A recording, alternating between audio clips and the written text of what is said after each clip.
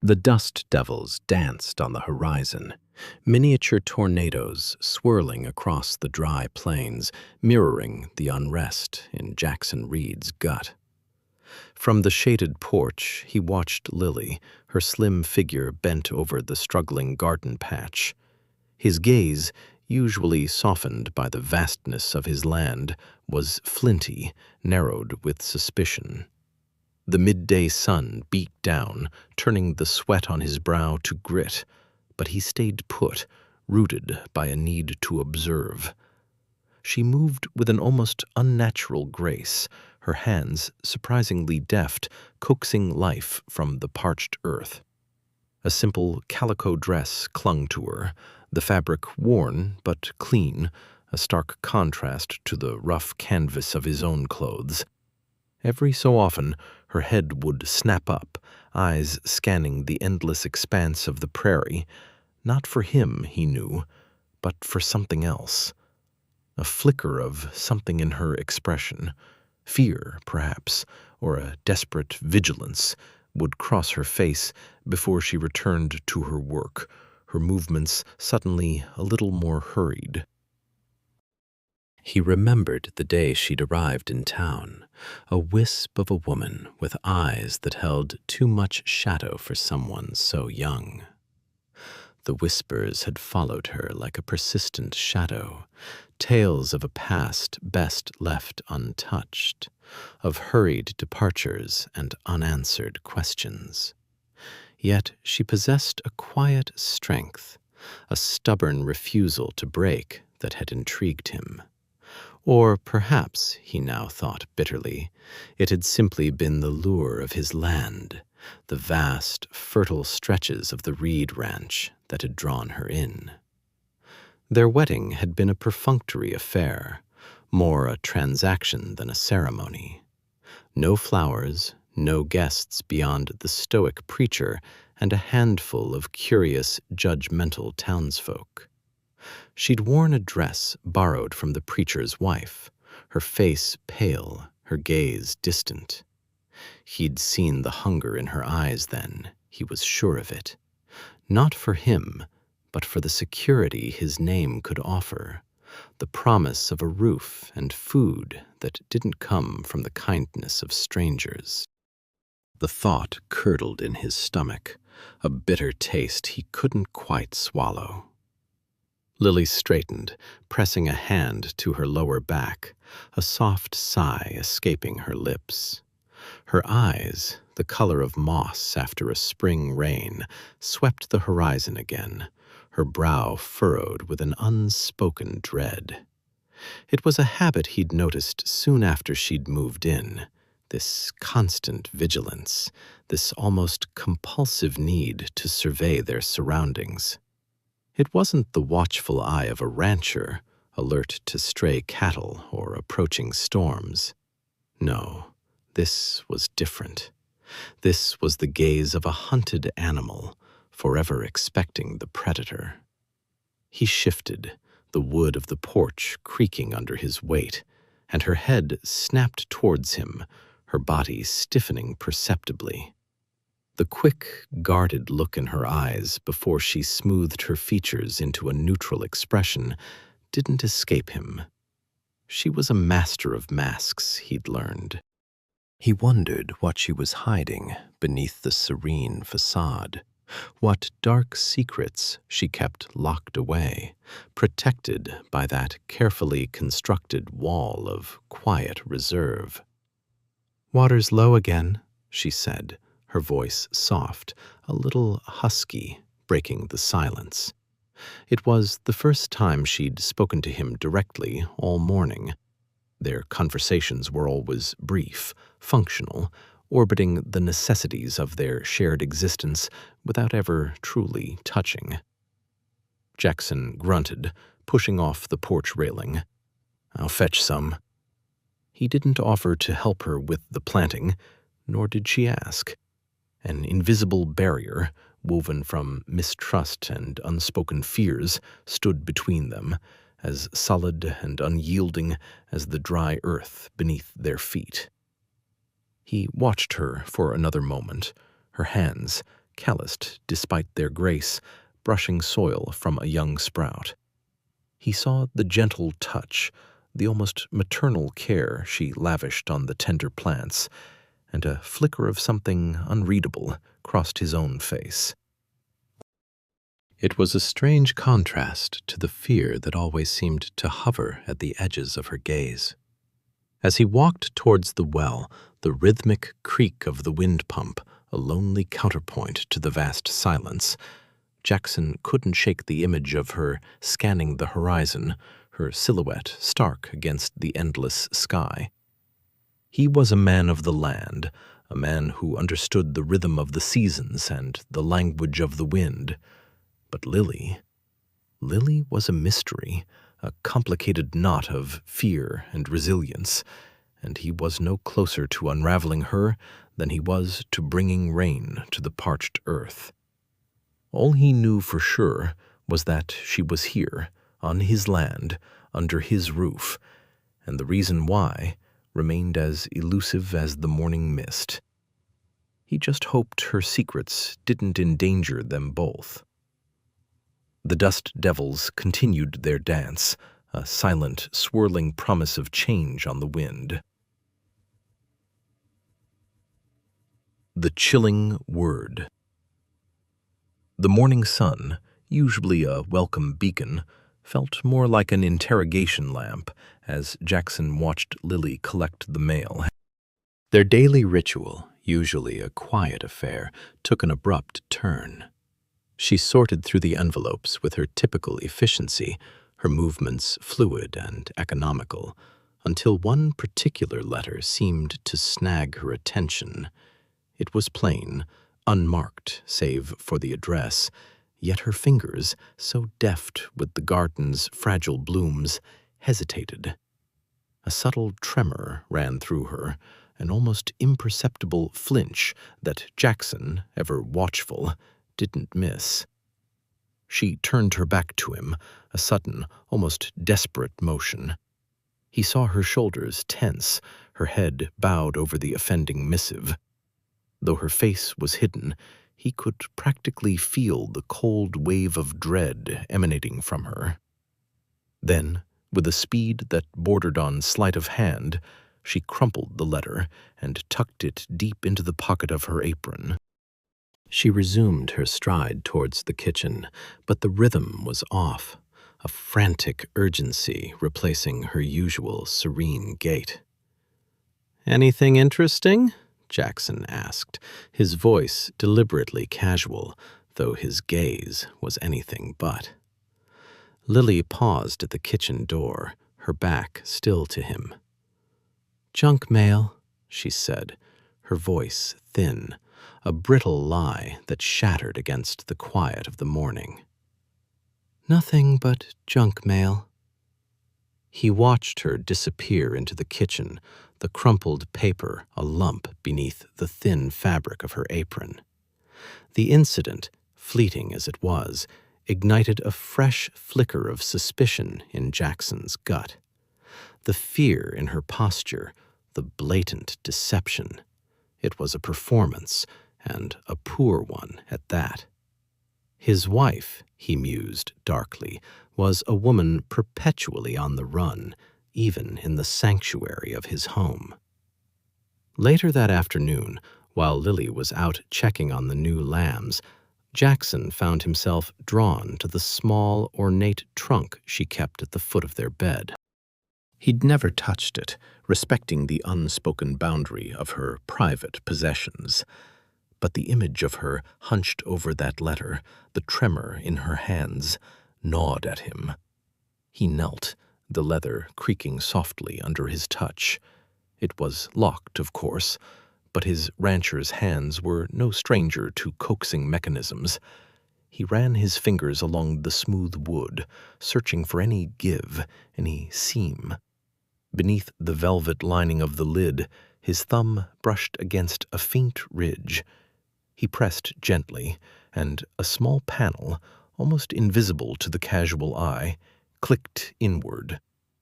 Inside, nestled amongst dried lavender and a few faded ribbons, was a thin, worn envelope. His breath hitched. He pulled out the contents. The first was a photograph, sepia-toned and fragile. It showed a young woman, strikingly beautiful, with eyes that held both laughter and a hint of melancholy. She wore a delicate, shimmering necklace, its central stone a large oval sapphire that seemed to glow even in the faded image. Her smile was infectious, her posture elegant, a stark contrast to the guarded woman he knew as Lily. But it was her eyes that held him, a mirror image of the woman who shared his bed, yet somehow freer, unburdened. Beneath the photograph lay a newspaper clipping, brittle with age. The headline, stark and bold, screamed, "Mystery surrounds missing heiress's jewel. The star of Arcadia disappears." The article detailed the disappearance of a priceless sapphire stolen from a prominent family's estate years ago. The accompanying text described the jewel in detail, its unique cut, its legendary value. Jackson's gaze flickered back to the photograph, to the dazzling sapphire around the young woman's neck. A cold knot formed in his stomach. The woman in the picture was undeniably Lily, younger, yes, but unmistakably her. And the jewel. He carefully replaced the items, the hidden compartment clicking shut with a soft finality. He stood, his mind reeling. Missing heiress, priceless jewel. Lily's fear, her evasiveness, the single chilling word on that crumpled letter. Found. It all coalesced into a terrifying, undeniable truth. His wife was not merely a woman with a mysterious past. She was a woman entangled in something far more dangerous, something that stretched back years and was now, apparently, closing in. He looked out the window, scanning the horizon for her return, his heart a drum against his ribs. The quiet life he'd envisioned with Lily was a mirage, shattered by a faded photograph and a single ominous word. Accusations and silence. Coxon found Lily in the barn, her usually gentle hands meticulously brushing down a skittish mare. The scent of hay and horseflesh hung heavy in the air, a stark contrast to the acrid burn of betrayal in his gut. He watched her for a moment, the way the late afternoon sun gilded the auburn strands escaping her braid, the quiet competence in her movements. It was a picture of serenity, a stark lie to the chaos churning within him. "Lily," he said, his voice rougher than he intended, cutting through the rhythmic swish of the brush. She flinched, the mare nickering nervously. Lily turned, her smile fading as she saw the grim set of his jaw, the hard glint in his eyes. "Jackson, is everything all right?" He didn't answer immediately. Instead, he pulled the tattered newspaper clipping and the faded photograph from his back pocket. The crinkle of the paper sounded like thunder in the quiet barn. He held them out, not offering, but displaying them like evidence. Lily's gaze dropped to the photograph first, her breath catching. Her face, usually so composed, paled visibly. Then her eyes darted to the headline, and a tremor ran through her. The brush slipped from her fingers, clattering onto the packed earth. "What is this, Lily?" Jackson demanded, his voice low and dangerous.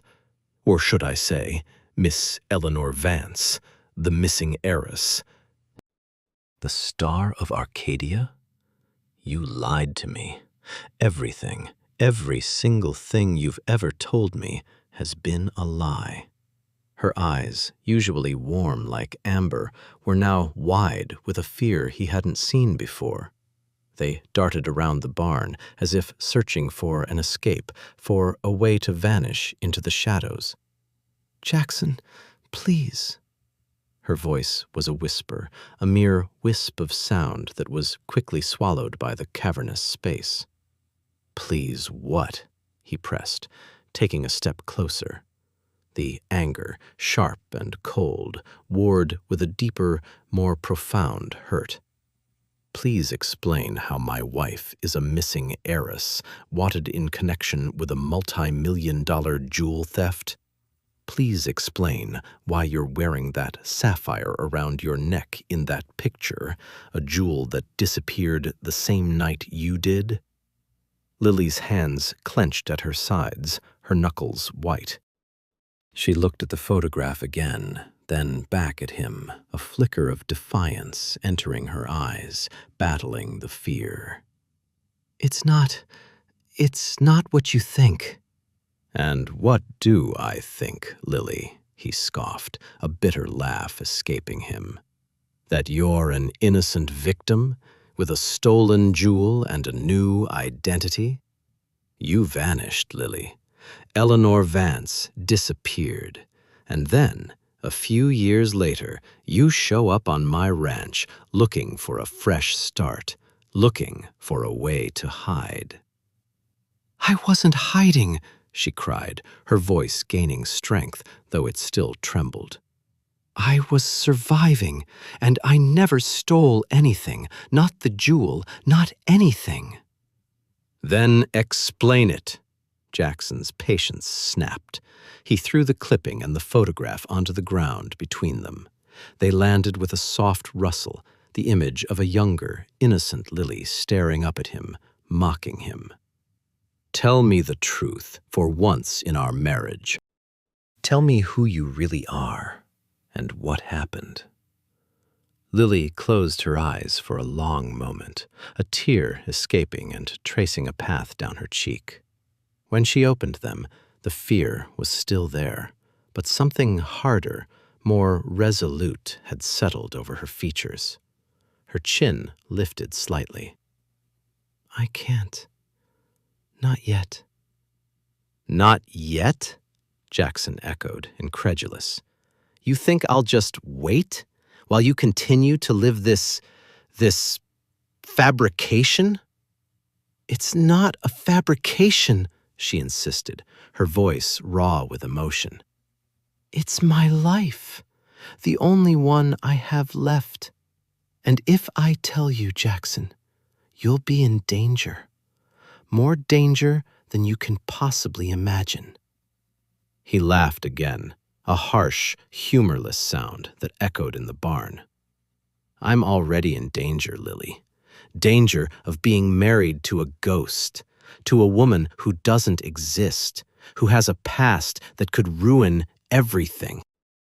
Our ranch, our lives, everything."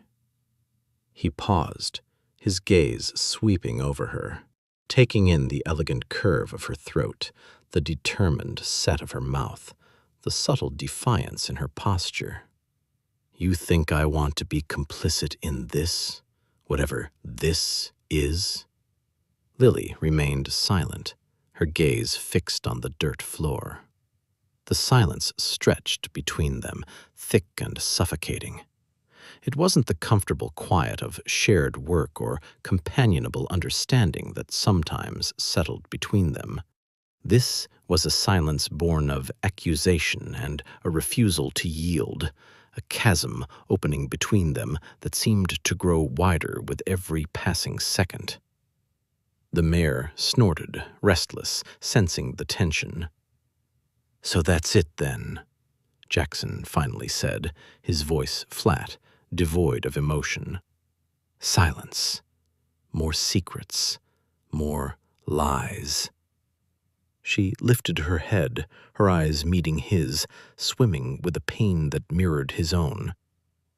I wish I could tell you everything, but I can't. Not now." "Please, Jackson, try to understand." But understanding was a luxury he couldn't afford, not with the weight of her deceit pressing down on him. He just shook his head, a profound sense of weary resignation settling over him. He turned and walked away, leaving her standing alone amidst the hay and the horses, the crumpled newspaper clipping and the photograph lying abandoned on the ground, stark testaments to the impenetrable wall that had just risen between them. The barn felt colder, the air heavier, and the trust that had been painstakingly built between them shattered into a million irreparable pieces. The gravel crunched under the tires of a sleek black sedan, a stark contrast to the dust-caked pickups usually seen in Harmony Creek. It pulled up outside the general store, its engine purring with an unnatural stillness that drew more attention than a rumbling tractor. Two men emerged, both impeccably dressed in dark suits despite the rising heat, their movements precise and unhurried. They scanned the street, not with curiosity, but with a cold, assessing gaze that made the air feel suddenly thin. Inside, Clara Bellwether, perched on a stool behind the chipped counter, paused mid-swipe with her dusting cloth. Her sharp eyes, usually softened by a perpetual crinkle of amusement, narrowed. Strangers weren't unheard of, but these men were different. Their expensive shoes weren't made for cow pastures, and their faces held the kind of blank anonymity that only city living could etch. One of the men, taller and gaunter than his companion, approached the counter. "Afternoon, ma'am," he said, his voice flat, devoid of the usual small-town cordiality. "We're looking for someone." Clara's lips thinned. "Are you now?" "Folks usually just ask around." "We prefer directness," the man replied, his eyes flicking to the faded photographs of local rodeos tacked to the wall. "Her name is Lily Dawson. Lives with Jackson Reed out on the old Miller place." A tremor went through Clara. Lily. The name, whispered with such cold precision, sent a shiver down her spine. "What business you got with Lily?" she asked, her voice sharper than intended. The second man, broader and more imposing, stepped forward, leaning an elbow on the counter. His gaze was unnervingly direct. "Just some old acquaintances catching up. She mentioned this town once. We thought we'd drop by." "Lily ain't much for talking about her past," Clara countered, a defensive note entering her tone. She might find Lily a bit flighty and prone to secrets, but Lily was hers now, a part of Harmony Creek. "So we've gathered," the first man said, a faint, humorless smile touching his lips. "She's a difficult woman to track, even for us." He pulled a photograph from his inner jacket pocket, a younger Lily, her hair styled differently, her eyes holding a glint of defiance Clara had never seen. "Is this her?" Clara stared at the image, a knot tightening in her stomach. It was Lily, undoubtedly, but a Lily from another life, a life brimming with unknown dangers. "Looks like her," she admitted reluctantly, "but she ain't here. Probably out at the ranch." The men exchanged a glance, a silent communication passing between them. "Thank you for your cooperation, ma'am," the taller man said, though it sounded more like a dismissal than gratitude. They turned, their footsteps making barely a sound as they exited the store, the sedan's engine already rumbling to life. Clara watched them drive away, the black car disappearing down the dusty road, leaving behind an unsettling quiet. She picked up her phone, her fingers hovering over Jackson Reed's number. Lily's fear from all those months ago, the quiet way she'd always deflected questions about her life before Harmony Creek, suddenly made a terrible, chilling sense. Meanwhile, a few blocks away, Deputy Ben Carter polished the chrome on his patrol car, his reflection distorted by the gleaming metal. He whistled a tuneless melody, oblivious to the sleek black sedan that had just passed the town limits. He had seen it, a flash of dark color, but fancy cars occasionally drove through on their way to the bigger cities, nothing to worry about. He was more concerned with Mrs. Henderson's runaway poodle and the ongoing saga of the mayor's missing garden gnome. Life in Harmony Creek was usually so predictable, so blessedly mundane. He finished buffing the fender, then climbed into the driver's seat, ready for his afternoon patrol. He'd swing by the Reed Ranch later, just a friendly check-in, maybe see if Jackson needed anything.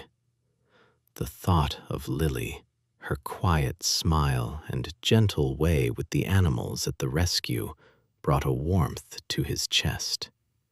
He was too new to Harmony Creek to know much about her past, but she seemed like a good woman. He put the car in drive, the familiar rumble of the engine a comforting sound in the still afternoon air. The shadows, however, were just beginning to lengthen. A sick warning. Jackson found her in the dawn light, a crumpled heap beside the stall door. Firefly, his prize mare, lay thrashing weakly, eyes wide with a terror that mirrored the one beginning to coil in Jackson's gut.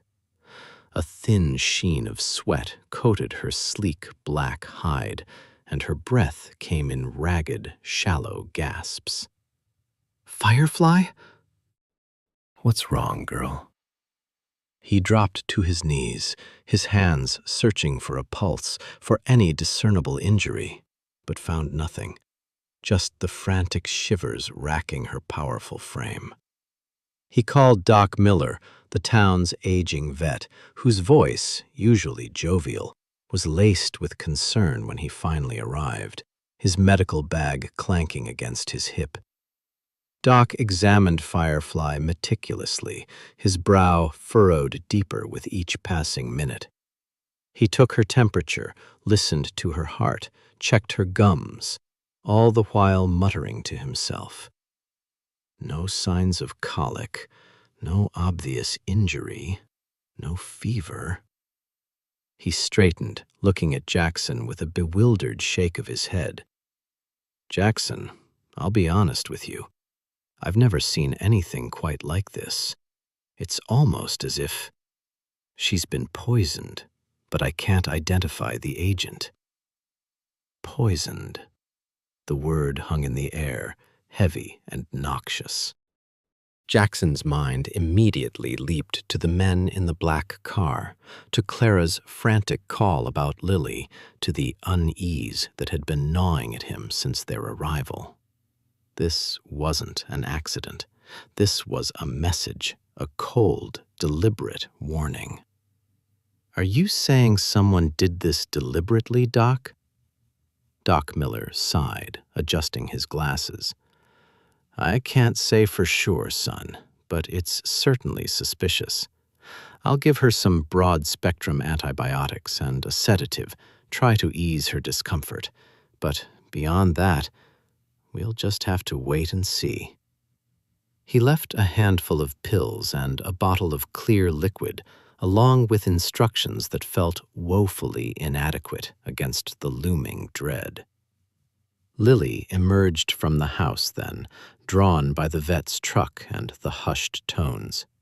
Her eyes, usually so guarded, widened with genuine alarm when she saw Firefly.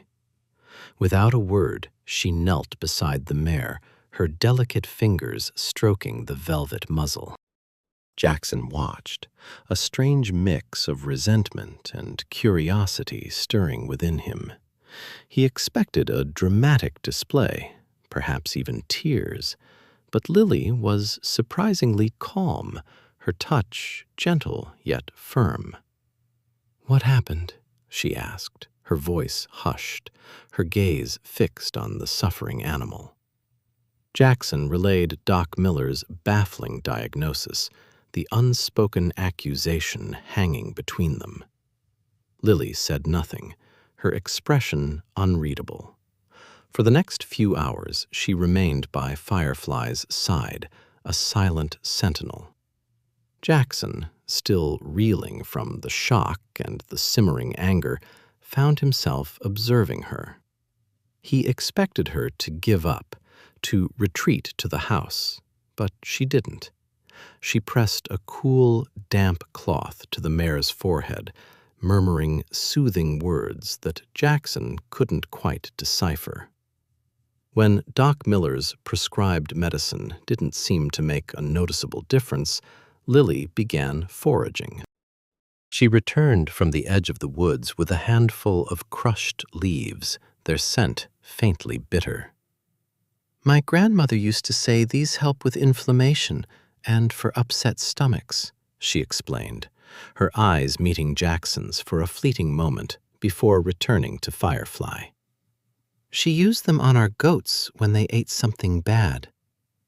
Jackson watched, skeptical but desperate. He had seen the way Lily moved, the way she observed, but he had never witnessed this kind of sustained, focused care from her. She spent the entire day in the stall, only leaving for brief moments to fetch water or more of the strange concoction of herbs. She coaxed Firefly to drink small sips of water, her patience seemingly boundless. As dusk painted the western sky in hues of orange and purple, a subtle shift occurred. Firefly's breathing, though still shallow, seemed less frantic. The tremors in her legs lessened. Lily, her face smudged with dirt and fatigue, offered a small, almost imperceptible smile. "She's resting now," she whispered, her voice rough. Jackson found himself unexpectedly moved. He had always seen Lily as a woman of artifice, of carefully constructed beauty. But here, stripped of all pretense, covered in hay and horse sweat, she was undeniably real. And, in that moment, her dedication to his mare, despite the unspoken tension between them, chipped away at a corner of his hardened heart. Later, as he watched Lily finally stumble out of the stall, her shoulders slumped with exhaustion, he felt a flicker of something he hadn't felt in a long time, a grudging respect and a profound, unsettling curiosity about the woman he had married. The warning, whatever its origin, had struck deep. But it had also, unexpectedly, revealed a hidden strength in Lily, a tenderness he never knew existed. And as he considered the cold, calculated nature of the attack on Firefly, a new, more terrifying thought began to form. If they were willing to harm his animals, what else were they capable of? And what did Lily truly know about the people who had brought this danger to their doorstep? The shot rings out. Twilight bled across the western sky, staining the horizon in strokes of ember and indigo as Jackson guided Firefly along the pasture's edge.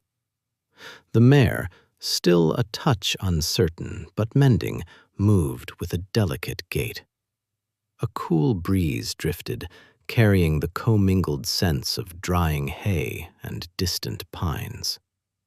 On horseback, Jackson found a fragile peace, a fleeting reprieve from the gnawing disquiet that had taken root since Firefly's poisoning. He'd tried to dismiss it as random malice, yet the memory of the black sedan, the fleeting impression of unyielding faces, clung to him like burrs. Suddenly, a sharp report tore through the hushed evening. Not the familiar crack of a backfire, nor the distant thud of a hunter's rifle, but a brutal, immediate sound shredding the stillness. Jackson instinctively ducked, his hand yanking Firefly's mane, halting her abruptly. A small spume of dirt erupted just feet to his left, precisely where his head had been moments before. The bullet had whispered past, impossibly close. Firefly reared violently, a terrified whinny tearing from her, her eyes wide with primal terror. Jackson wrestled to control her, his own heart a frantic drum against his ribs. He scoured the tree line, the rising ground, the distant clump of scrub, anywhere a shooter might hide. Nothing. Only the deepening shadows and the frantic thud of Firefly's hooves as she pranced nervously. The shot had originated from the south, from the old logging trail winding through the overgrown woods. "Who's there?" Jackson roared, his voice raw with adrenaline. The only reply was the wind sighing through the leaves and Firefly's panicked snorts. He wrenched the mare's head, urging her into a gallop, not toward the house, but toward the shot's source. He had to see, he had to know. But as he plunged into the darkening woods, a cold dread coiled in his stomach. He was a target. This wasn't a warning, this was an attempt. He rode hard for several minutes, his eyes straining in the dim light, but the woods swallowed him whole. He saw nothing, heard nothing but his own ragged breathing and Firefly's pounding hooves. Frustration wrestled with a burgeoning sense of vulnerability. He was utterly alone. As he finally turned Firefly back toward the house, a figure burst from the back door, etched against the pale glow of the kitchen light. It was Lily. Her hair was disheveled, her dress askew, and her face, even from a distance, appeared stark white. "Jackson!"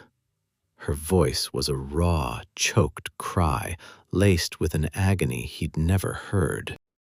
She stumbled toward him over the uneven ground, her composure utterly shattered.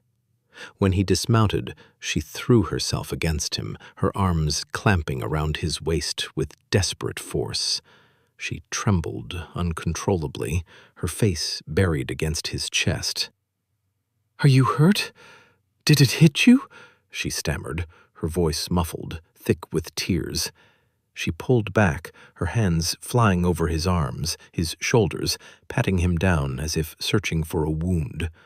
Her eyes, usually so guarded, were wide and swimming with pure, unadulterated terror. "I'm fine, Lily.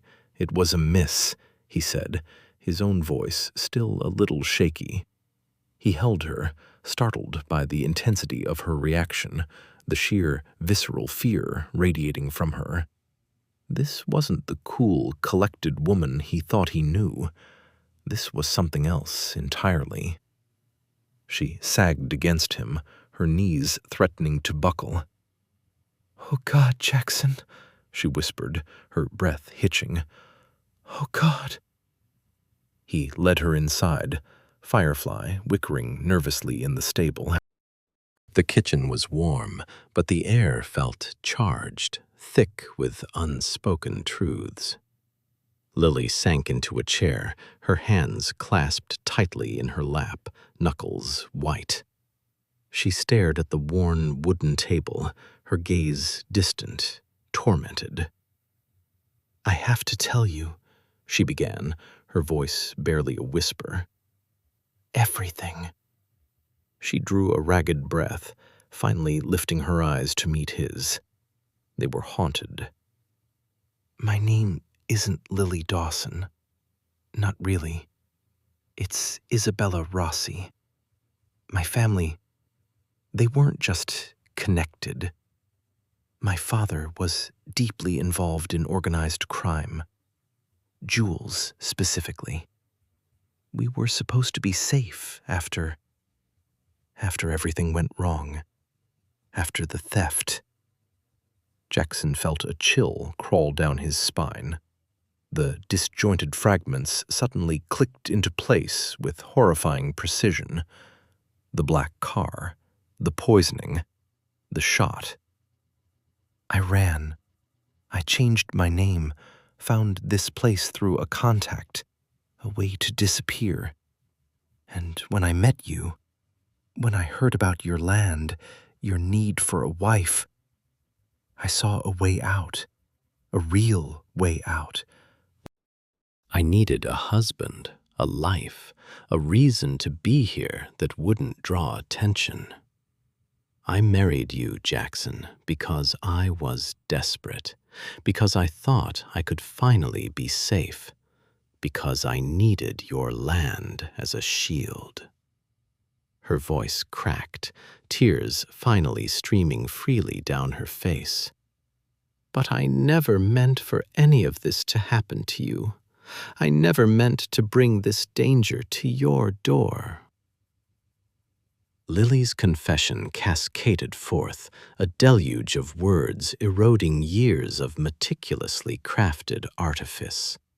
Her hands trembled, clutching a crumpled tissue, her eyes, once so carefully veiled, now laid bare with raw, desperate honesty. It wasn't merely the jewels, Jackson. I witnessed it. I saw what they did. Jackson stood transfixed, the acrid ghost of gunpowder from the rifle shot, a stark counterpoint to the hushed desperation in her voice. He'd braced himself for a trivial tale of pilfering, a misguided grasp at opulence.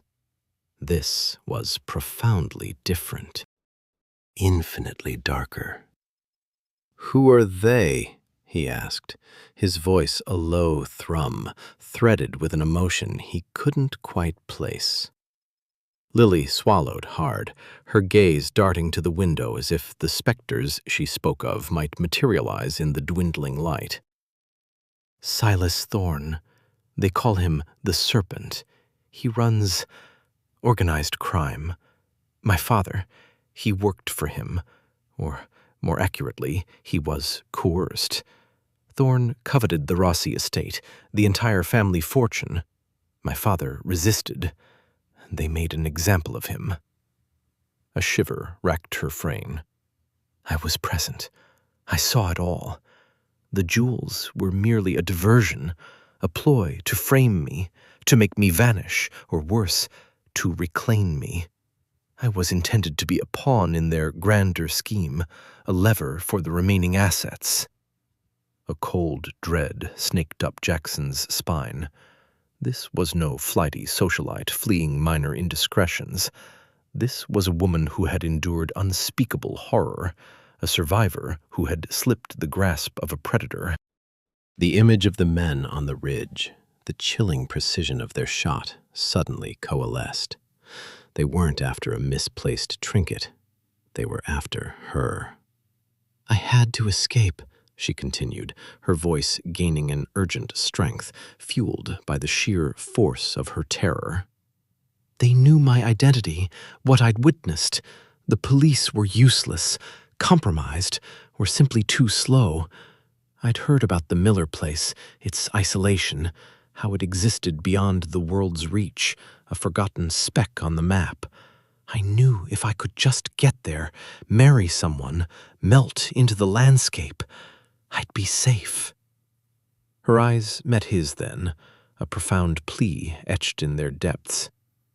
"I know it sounds cold, Jackson, utterly calculated, and it was, but it was the only way I conceived to survive.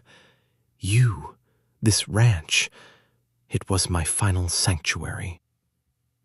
He understood now. Not the manipulative woman he'd believed had clung to him for his property, but a cornered creature fighting for her life with the only weapons at her disposal, her intellect and her desperation. The image of her, alone and terrified, meticulously planning her escape, marrying a stranger for the sheer anonymity of it all, twisted in his gut. He recalled her initial reluctance, the way she'd recoiled at his touch, the almost palpable tension that defined her. He'd mistaken it for hauteur, for disinterest. It had been fear. "You saw what they did to your father?" he whispered, the words barely audible. Lily nodded, her face ashen. "They demanded the location of the family safe. He refused. They demonstrated what happens to those who defy them. I was hidden. I saw everything. I barely escaped with my life." Her breath hitched. "And then the jewels were planted. A perfect trap. They knew the authorities would pursue me, that I'd be forced to flee, making it easier for them to complete their task." The anger he'd harbored, the sting of betrayal, began to recede, replaced by a cold, sharp clarity. His perception of Lily, the schemer, the gold digger, splintered. In its place emerged a different portrait. Isabella Rossi, a woman hunted, stripped of her identity, her lineage, her security, battling tooth and nail simply to exist. The remote ranch wasn't a prize to her, it was a refuge. He wasn't a husband she coveted, he was an unwitting shield. He finally comprehended the shadows in her eyes, the way she sometimes gazed out at the vast, empty plains, as if expecting danger to surge from the horizon.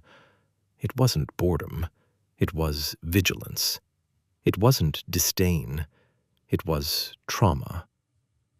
"And now they've found you," he said, the realization settling heavily between them.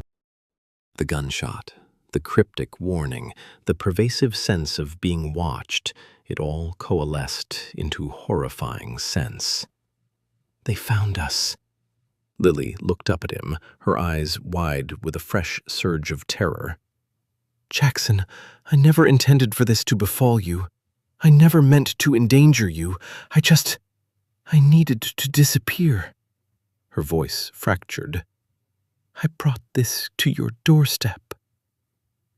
The confession hung in the air, thick and suffocating, then slowly began to dissipate, replaced by a cold, hard resolve in Jackson's eyes. Lily, Isabella, whatever her name, had laid bare her terrifying truth. Now they had to fight. "All right," Jackson said, his voice flat, devoid of the earlier betrayal, but laced with a new, dangerous edge. He walked to the kitchen table, pulling out a worn topographical map of their property, its creases familiar as his own hand. "Thorn is coming. He's been coming for a while. Now we prepare." Lily moved to stand beside him, her gaze scanning the map with an intensity that surprised him.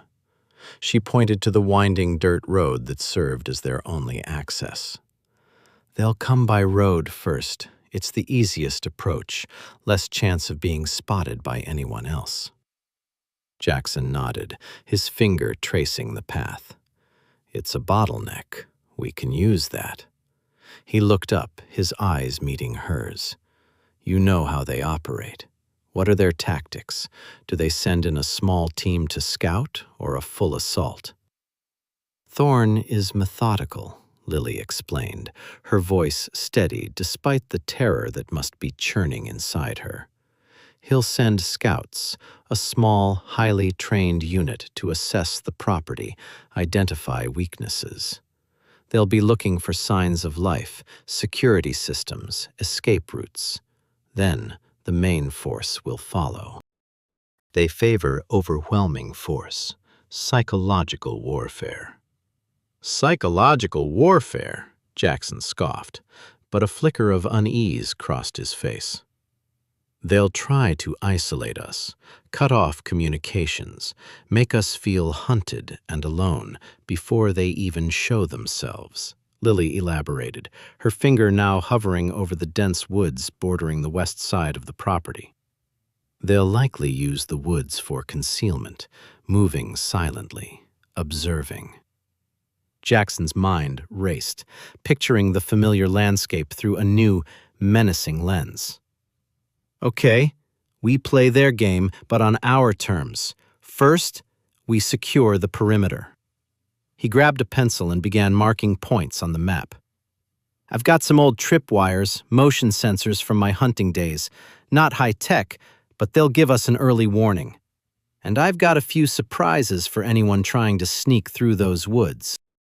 He outlined a series of overlapping fields of fire, areas where the terrain offered natural cover and concealment for someone defending the property. They'll be armed, heavily, Lily cautioned, her gaze fixed on the secluded cabin. And they won't hesitate to use lethal force. Neither will I, Jackson said, his eyes hardening. This is my home. You're my wife. They want you. They'll have to go through me. The words surprised even him, a raw declaration of ownership and protection that transcended the complicated mess of their marriage. Over the next few hours, a strange, grim rhythm settled between them. Jackson moved with purpose, his rancher's instincts honed by years of living off the land, now repurposed for defense. He checked his hunting rifles, cleaned and loaded them, then methodically began stringing nearly invisible tripwires across the most likely approaches through the tall grass and underbrush at the edge of the property.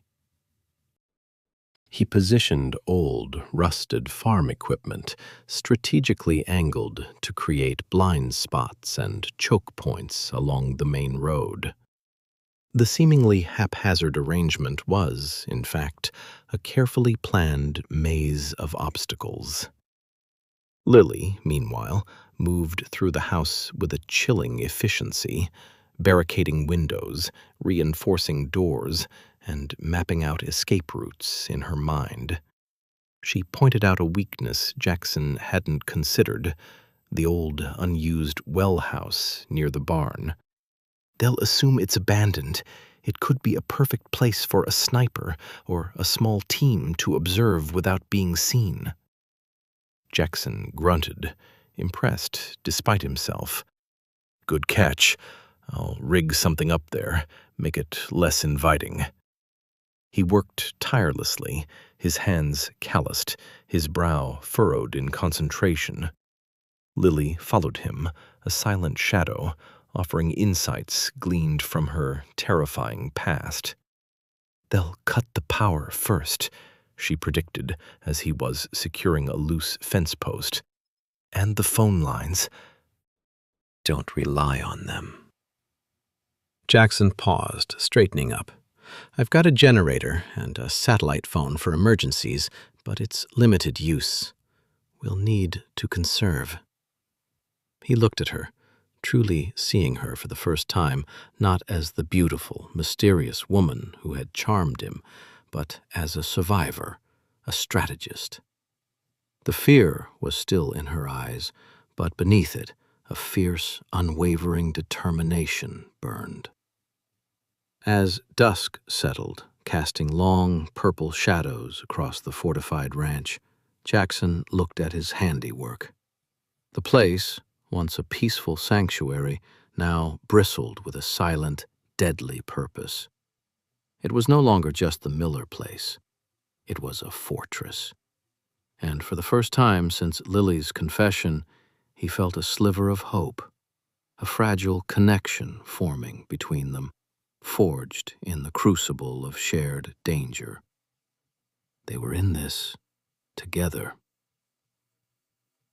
The late afternoon's thick silence fractured with the approaching growl of engines. This was no familiar farm truck or distant delivery van. A heavy, deliberate sound. It intensified with each passing second, the auditory signature of an apex predator on the hunt. Jackson, positioned at the fortified living room window, felt a cold tendril of dread unfurl along his spine. He glanced at Lily, a statue of grim anticipation by the kitchen entrance. Her usually vibrant eyes, now flat and opaque, mirrored their stark reality. A sleek black SUV, jarringly out of place against the dusty expanse, spearheaded the convoy, followed by two more identical vehicles. They halted precisely at the property's edge, just beyond the subtly reinforced fence line.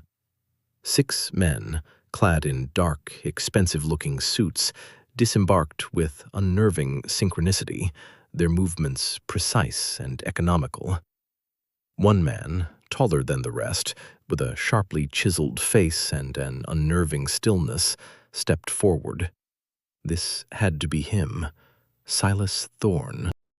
Jackson felt Lily tense beside him. "He's here," she breathed, her voice a mere wisp.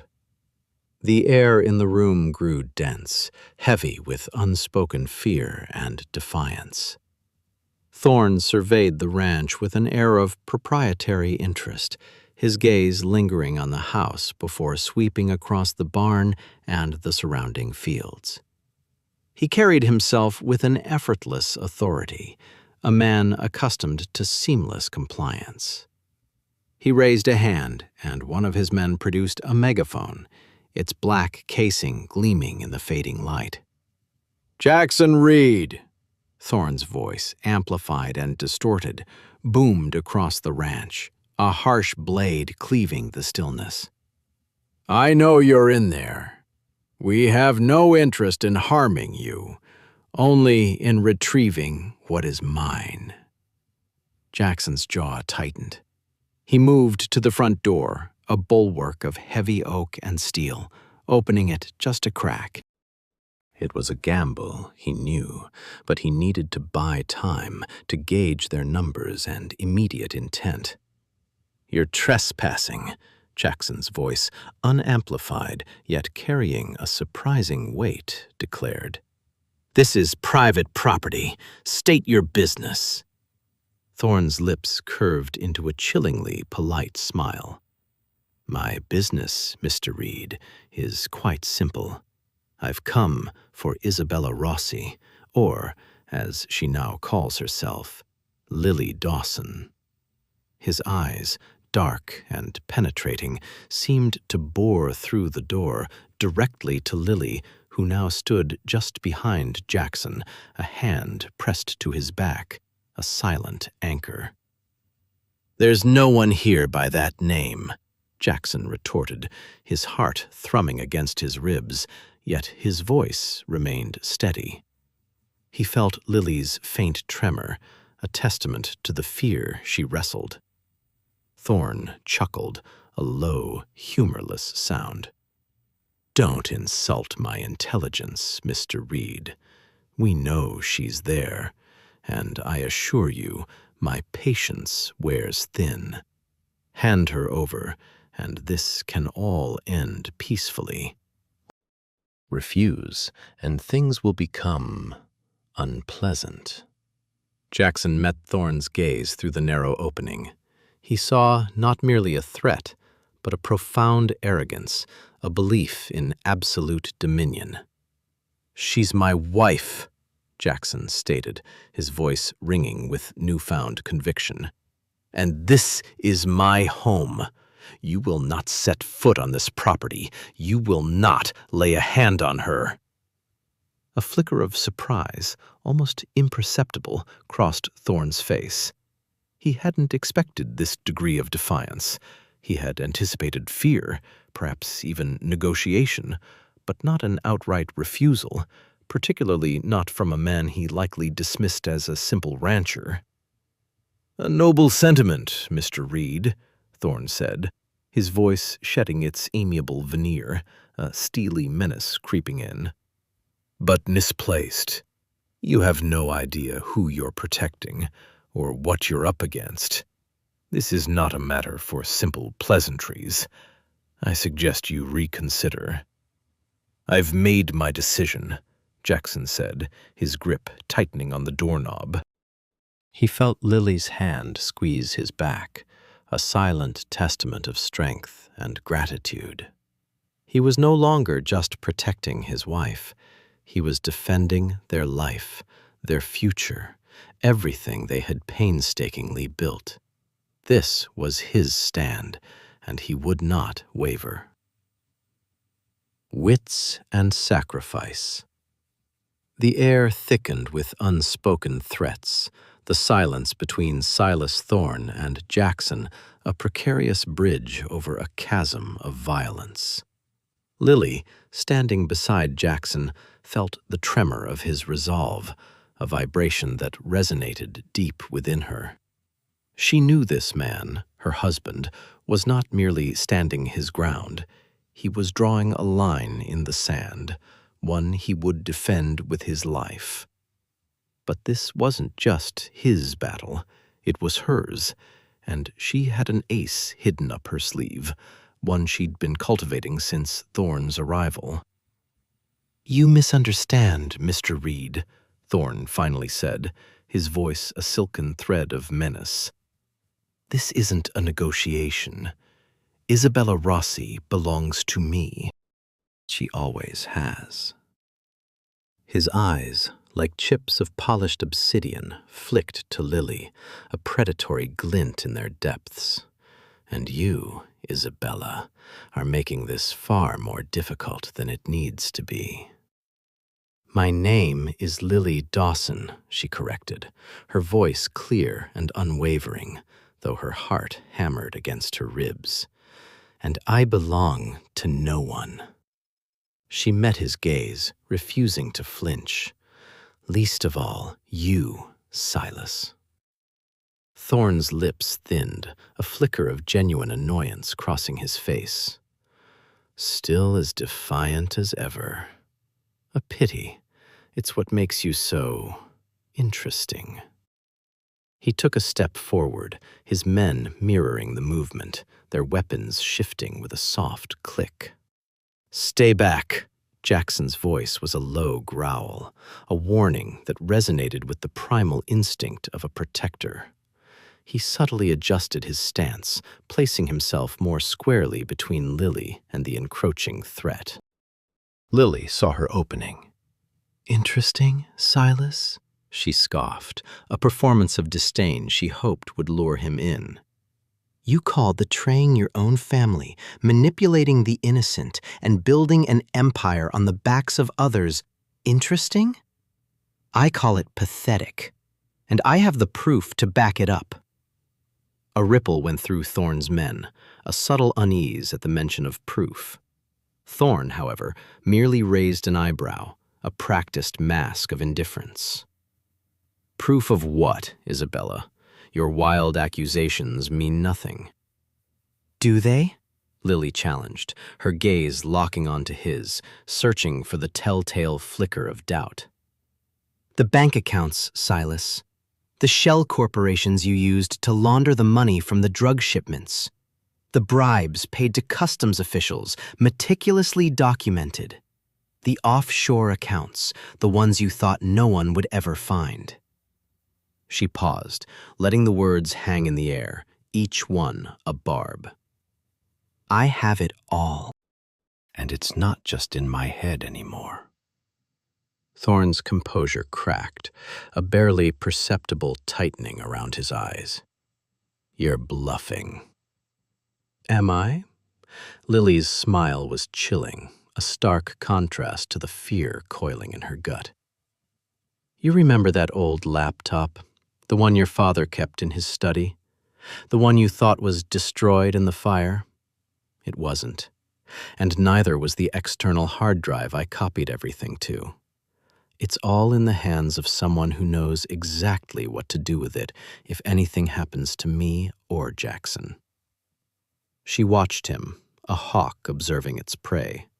The subtle clench of his jaw, the almost imperceptible widening of his eyes. She had him. The information, she hoped, was damning enough to make him pause, to make him consider the consequences of his actions. She had lied, of course. The laptop and hard drive were long gone, destroyed years ago. But the memory of their contents was burned into her mind, a comprehensive dossier of his criminal empire. She had gambled on his paranoia, on his fear of exposure, and it was paying off. Thorne's gaze hardened, his eyes narrowing to slits. "You truly are a fool, Isabella. You think a few fabricated documents will stop me." "They're not fabricated," Lily retorted, her voice ringing with conviction. "And even if they were, the threat of them, the mere whisper of your name tied to such accusations would be enough to bring down your carefully constructed facade. Your reputation, Silas. It's all you truly care about, isn't it?" A muscle twitched in Thorne's cheek. He was cornered, if only for a moment. He had come here for her, to reclaim what he believed was his, but she had thrown a wrench into his plans, a potential scandal that could unravel everything. His eyes, now colder than ever, darted between Lily and Jackson, a silent calculation passing through them. Suddenly, without warning, Thorne lunged. It wasn't a direct attack on Lily, but a swift, brutal strike aimed at Jackson's head, a clear attempt to incapacitate him and remove the obstacle. Time seemed to slow. Jackson, caught off guard by the unexpected ferocity, barely had time to react. But Lily did. Her mind screamed. She couldn't let him fall, couldn't let Thorne win. In a desperate, instinctive surge of protection, she threw herself forward, a human shield. The blow, meant for Jackson, landed with a sickening thud against her shoulder. A searing pain exploded through her, hot and blinding, stealing her breath. She gasped, a choked cry escaping her lips as she crumpled forward, her legs giving out. Jackson roared, a guttural sound of pure fury. His arms instinctively wrapped around Lily, preventing her full collapse, even as he reeled from the impact of her sudden movement and the shock of seeing her sacrifice. He held her tight, his gaze blazing with a ferocity that promised unimaginable retribution. The world tilted, the pain a fiery serpent coiling around her. But even through the haze, she heard Jackson's enraged cry, felt the strength of his arms, and knew, with absolute certainty, that she had done the right thing. Aftermath and arrests. The world narrowed to the ragged sound of Lily's shallow breaths and the sticky warmth blooming on Jackson's hands. He cradled her head, her weight surprisingly light against his chest, her eyes fluttering open, then closing as a soft moan escaped her lips. The fury that had roared through him a moment ago began to ebb, replaced by a cold dread that squeezed his heart. He saw not the secretive woman who had withheld her past, but the vibrant, brave Lily who had brought light back into his solitary life. Regret, sharp and bitter, pierced through him. He should have trusted her, truly trusted her, from the very beginning.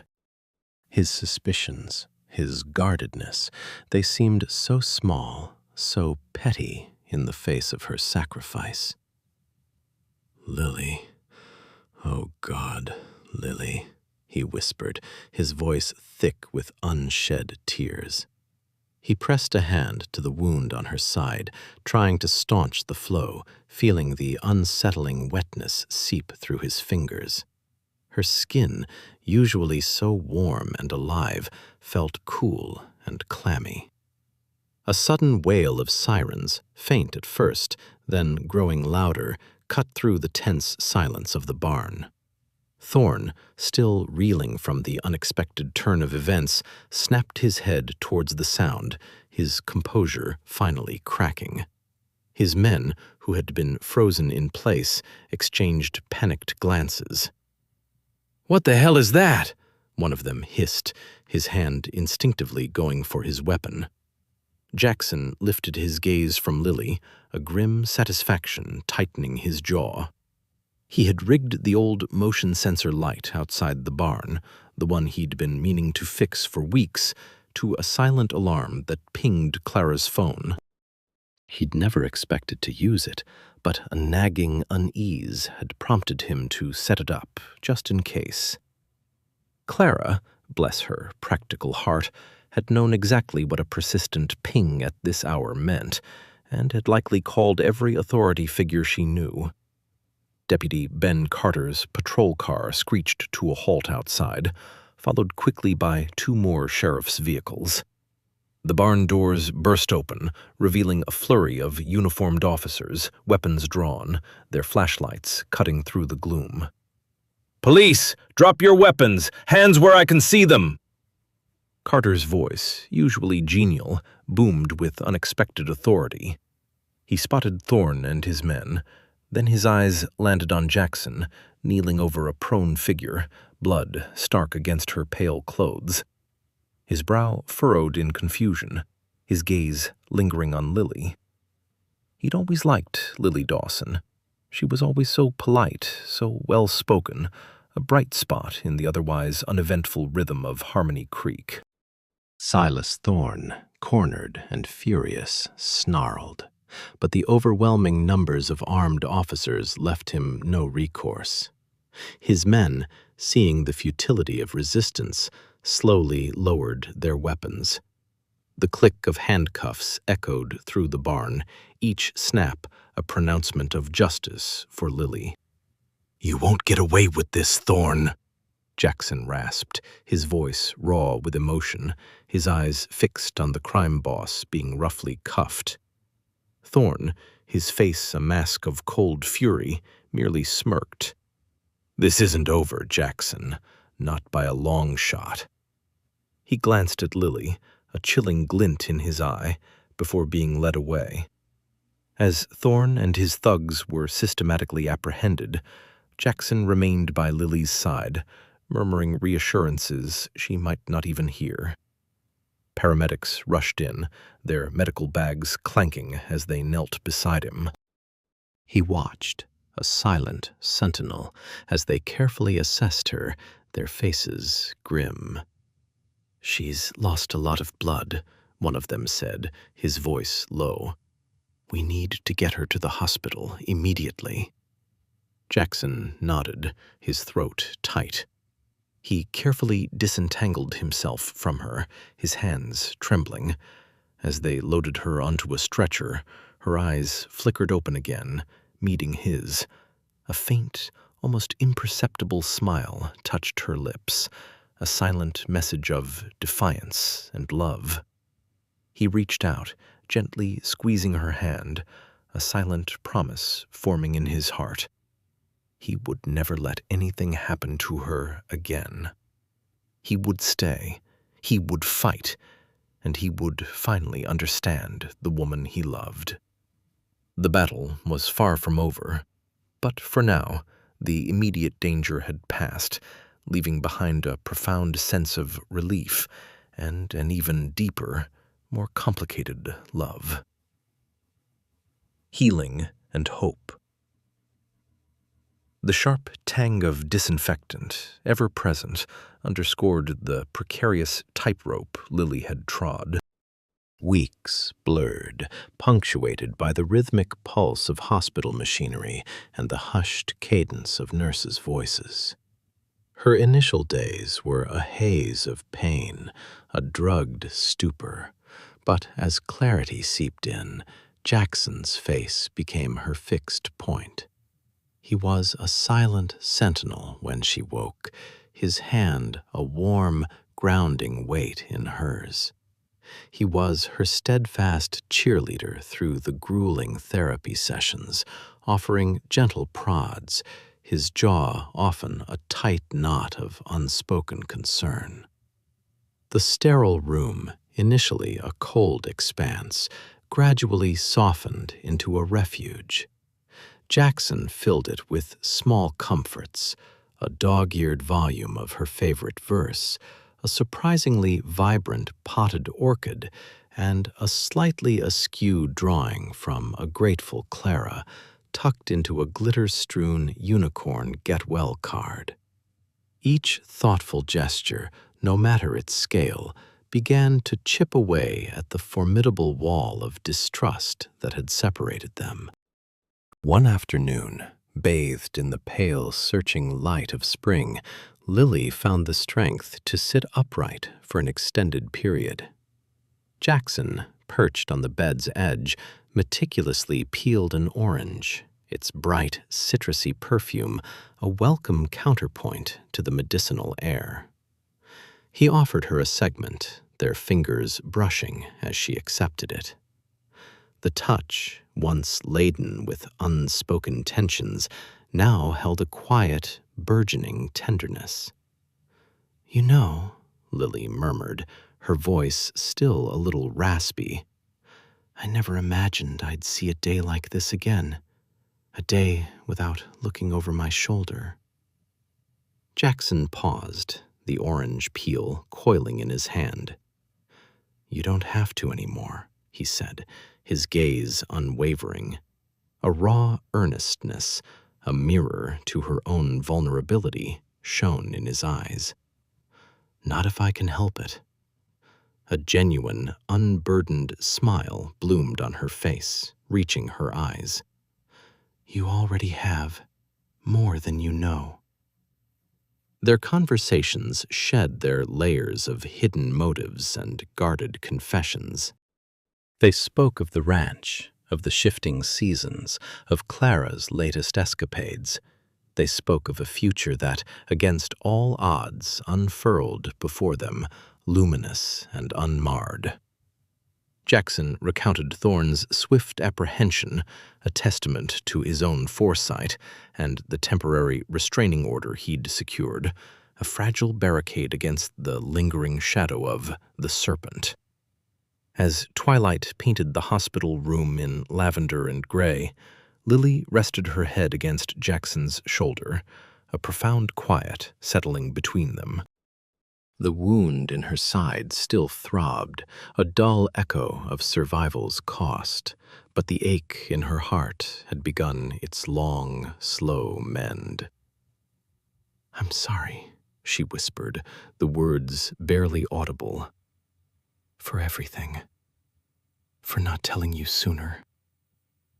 Jackson's arm tightened around her, drawing her closer.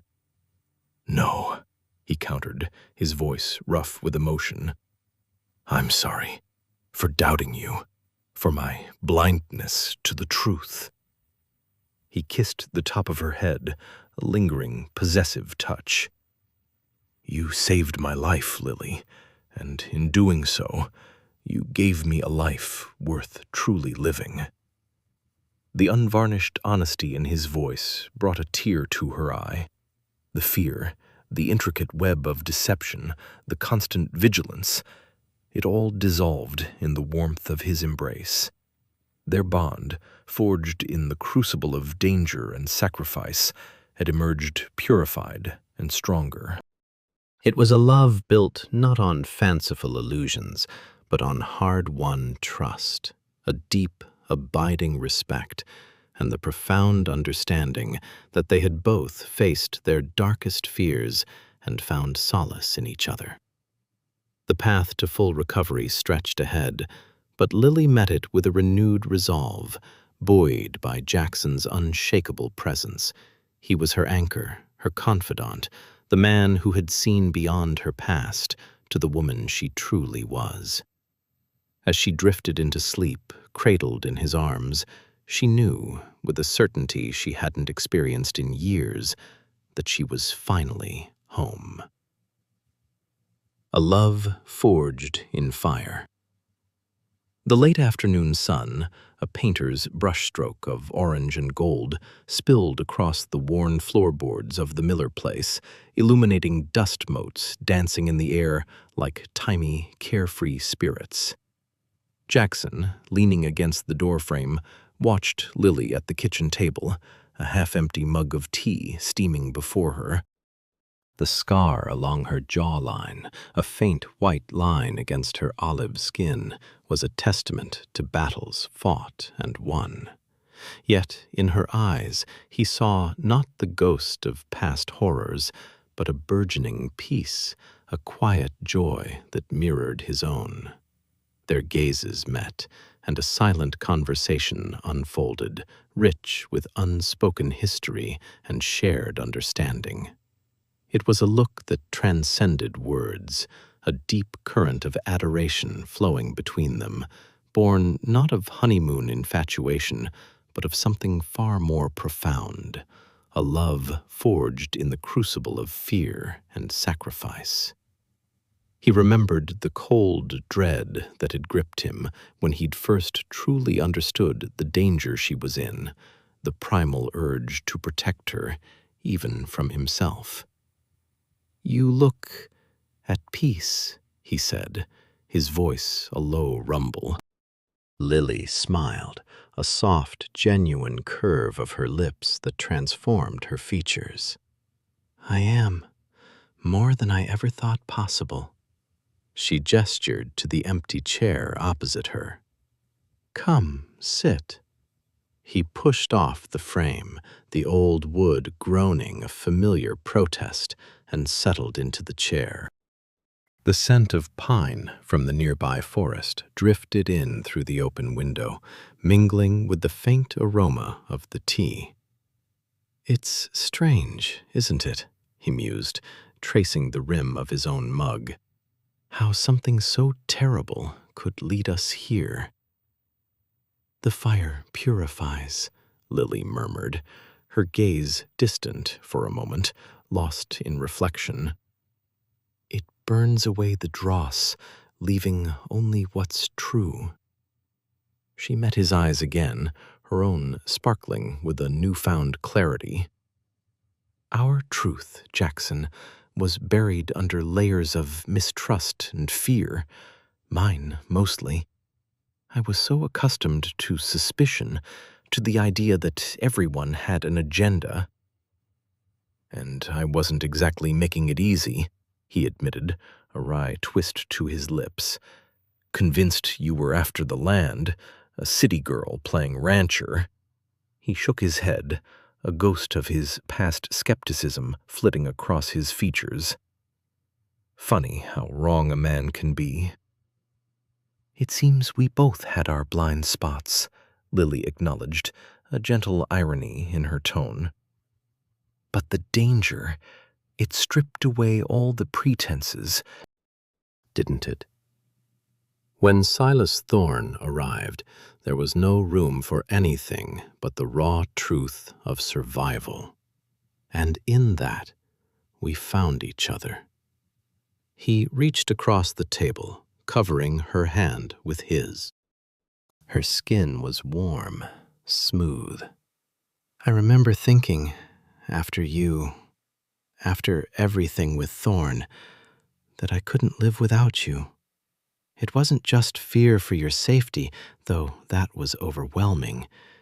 It was a realization that my life, the quiet life I'd built here, felt empty without you in it." Lily squeezed his hand, her thumb stroking his knuckles. "And I, Jackson, realized that for the first time in my life, I had a sanctuary. Not just a place, but a person. You. You fought for me, stood by me, even when you had every reason not to. You loved me, even when I was at my most broken." "Always," he affirmed, his voice thick with emotion. "It wasn't easy, watching you face down such a monster, but seeing your strength, your defiance, It only made me love you more.